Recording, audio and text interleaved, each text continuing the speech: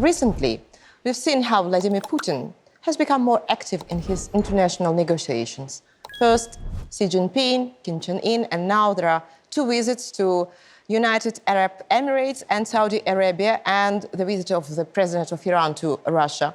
What do you associate it with, and what is Putin agreeing on? What do you think? So Putin is a very difficult situation.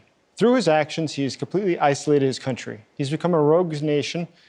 He's become a pariah state, really, and he's limited with the number of countries he can work with. His major partners are all countries who are equally sanctioned like his own country. The countries that are his more prestigious friends, let's call them, such as the ones he is visiting now in the Middle East, are very few and far between. Most of his allies are countries like Iran. And the reason they're all allied together is they have something in common. When you're a country such as Iran or such as Russia, you have very few other places you can do business. They can't use the normal banking system. They can't do normal trade. They can't regularly work together as other countries would. So they're forced to find other countries who are outside the standards, outside of the rules that the world uses. Hence why North Korea has become a good friend recently of Russia as well. So what Putin is hoping for is to have some sort of a break. What sort of alliances can he make that allow him to continue operating, or I should say his country to continue operating, despite the fact that Russia is under the largest set of sanctions in the history of the world? It's going to be very hard for him to do it, and I don't think he will succeed, but he is trying to just establish greater contacts in other countries now. You just mentioned the issue of sanctions, and as we're talking about Iran, for example, as far as I can remember, this country has been under the American sanctions, more than 10 years, or maybe about 20 years, and still ready to produce weapons, and still feel, okay, not very good, but not bad. And I'm not talking about Russian budget. We will discuss it further. But how could you explain that the countries who has been under the sanctions for long periods are still doing not very bad? So Iran's actually been under sanctions since about 1980, 1979. And it's about then that it was exactly then when we ended our diplomatic relations with Iran. So since that period of time, Iran has continued, though, you're right, to prosper in different things, including the production of weaponry. As you know, here in Kiev, that includes things like drones. So how have they been able to do that? Well, once again, they do work closely with a number of other countries that do not care about international sanctions. They work with criminal actors. They work with terrorist organizations. And as we've seen in the recent news, what is going on with Hamas, what's going on with Hezbollah, all these things tie together. Once again, sanctioned organizations, whether it is a country or if it's an entity, such as a terrorist organization, or if it's a criminal entity, such as a drug cartel, they all have something in common. They can't do normal business. They are forced to go out and find other partners who they can ally with, who also don't care about the sanctions, that are not interested in following the international rules and norms.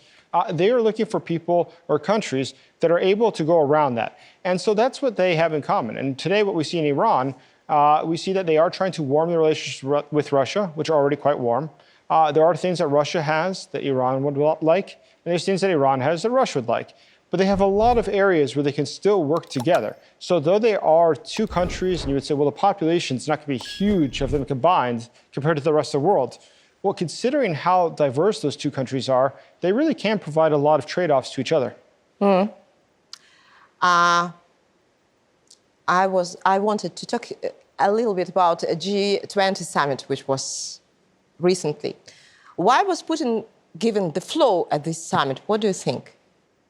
So whenever there's a summit, in general, why is somebody invited? There was with the OSCE, there was a similar situation. It was the 20th meeting. So at the summit that there was for the OSCE recently, where Lavrov spoke, for instance, there was a lot of criticism. And a lot of people said, but why is that? How is he allowed to do this? He has sanctioned a number of countries. Why would this be allowed? And the answer is actually quite simple. It's probably, in this specific case, I'm not quite sure, but I would be almost certain it's because the rules say that every country is allowed to give an opening speech, and they choose the representative that gives that speech. So that can change from time to time, depends on the organization and what their ground rules are.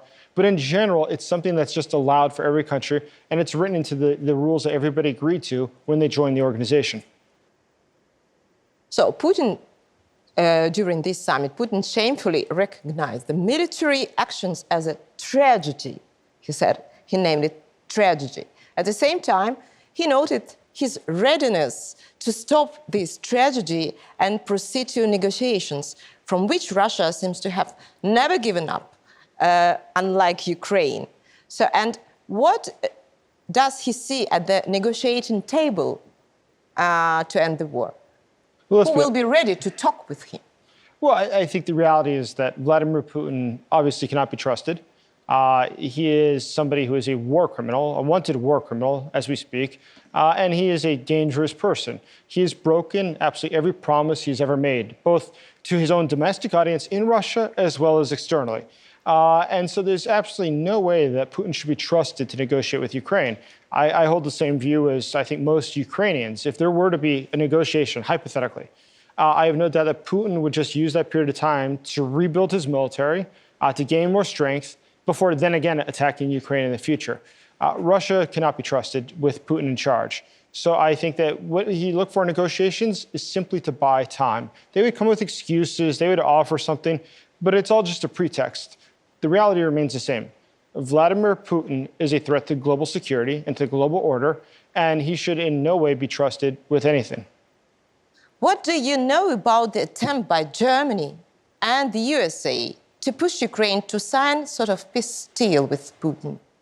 And is it possible, this? And what are the consequences of this scenario? Because some of your colleagues said that, no, it's only rumors, no evidence at all. But someone said that, yes, of course, this is true. This is, it's everything you can watch right now. So I would doubt that there's going to be a push on Ukraine to go negotiate a peace. I think it would be very hard to do that. I think it would be very unrealistic, given a lot of circumstances, domestically and here in Ukraine, but also on the side of Russia. I don't think they would want to seek a peace deal right now. I mean, they still have enough soldiers, enough weapons that they don't need it yet. They will need it at some point in order to rebuild their military, in order to prepare further. But I don't think the moment's arrived yet. I think more likely Russia is simply trying to probably spread these rumors in order to create this interest or to distract the public from what is going on. The fact of the matter is that Vladimir Putin has stated before that his goals were to destroy the Ukrainian state, to replace the government, to occupy significant parts of the country, including Kiev. And according to all the assessments that have come out in the last year from the US government, Vladimir Putin's objectives have not changed. In no way has he changed his opinion. So based upon that, I think that we have to be realistic and say that it would be very unwise to begin any sort of negotiations. That being said, the position of the United States and of the Biden White House this whole time has always been the same. The decision as to when there will be peace is up to the Ukrainians completely. And America supports the Ukrainians in whatever decision they make.